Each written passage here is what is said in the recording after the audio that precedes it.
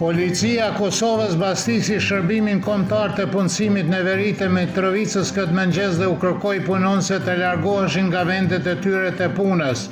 Drejtori i Zyrës për Kosovë dhe Metohi Petar Petković njoftoi se 10 mijëra përdorus varen nga shërbimi kombëtar i punësimit në një postim në rrjetin social X. Petković theksoi se kryeministri i Kosovës në mandatin teknik Albin Kurti dëshiron të përndjek popullin serb dhe të shkaktoj konflikt dhe se pyeti ku dhe çfarë po bëjnë zyrtarët e Bashkimit Evropian.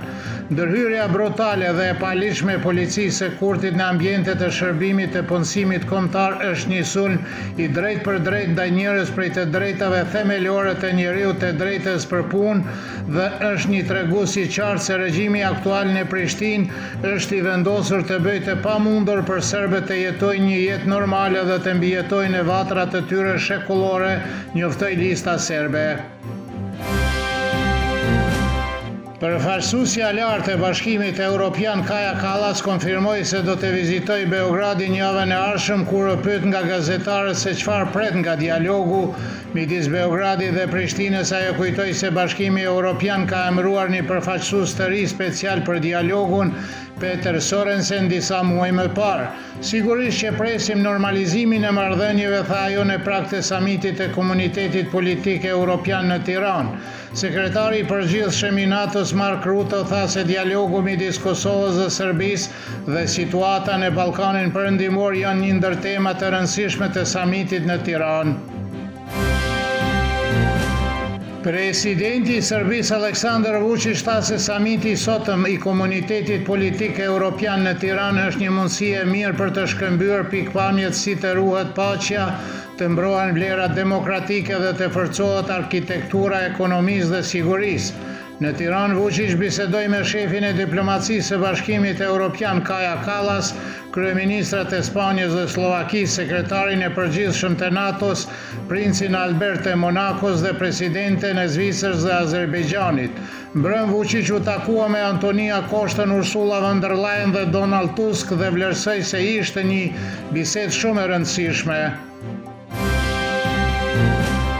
Në samitin në Tiranë po merr pjesë edhe presidentja e Kosovës Vjosa Osmani dhe pranë emrit të Kosovës është vendosur një yll. Para fillimit të samitit, presidentja e Kosovës deklaroi se Bashkimi Evropian po zbaton një blokadë të plotë ndaj Kosovës si dhe nuk e vlerësoi reformat, punën dhe faktin që Kosova është 100% në përputhje me politikën e Bashkimit Evropian, siç theksoi ajo.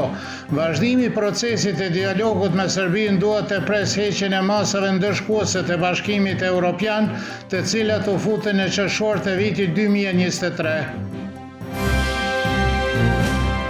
Shtetasi arrestuar i Serbisë MG, i cili akuzohet nga Prokuroria Speciale e Kosovës për krime lufte kundër civilëve shqiptar në komunën e Zveçanit, u dënua me 1 muaj paraburgim. Siç specifikoi avokati i tij Srđan Mitrović, MG akuzohet për krime lufte të kryera në tetor të vitit 1998 dhe prill dhe qershor të vitit 1999. Ai dyshohet se ka kryer vepra të caktuara penale si komandant i stacionit të policisë së Zveçanit, shpjegoi avokati Mitrović dhe shtoi se çështja është iniciuar në bazë të deklaratave gojore të dhëna pas 2 dekadash e gjysmë. Disa qindra qytetarë të Mitrovicës së Veriut së bashkët me fëmijët e tyre që stërviteshin në shkolla sportive lokale u mblodhen para palesës sportive për të shprehur protestën e tyre kundër uzurpimit të asaj godine sportive. Pavarësisht motit të keq dhe shiut të rrëmbyshëm, qytetarët u mblodhen dhe thanë se ky objekt sportiv u përket më të vegjël dhe edukimit të tyre të shëndetshëm. Drejtori i palesës sportive Goran Kovač u gjobit për shkak se protesta e sotme u mbajt gjatë orarit të punës.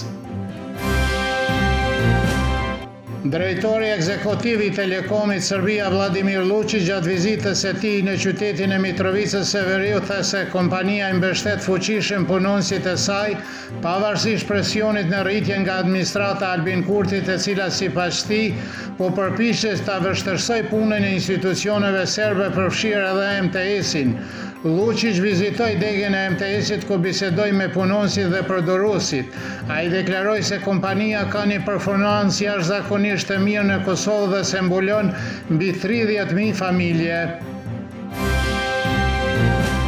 Moti nesër në Serbi do të jetë i ndryshueshëm me intervale me diell dhe vranësira dhe me raste lokale të shiut dhe rreshje të afatshkurte kryesisht në mesditë dhe pasdite. Do të fryjë erë mesatare her pas here fort veri perëndimore dhe do të dobësohet në mbrëmje.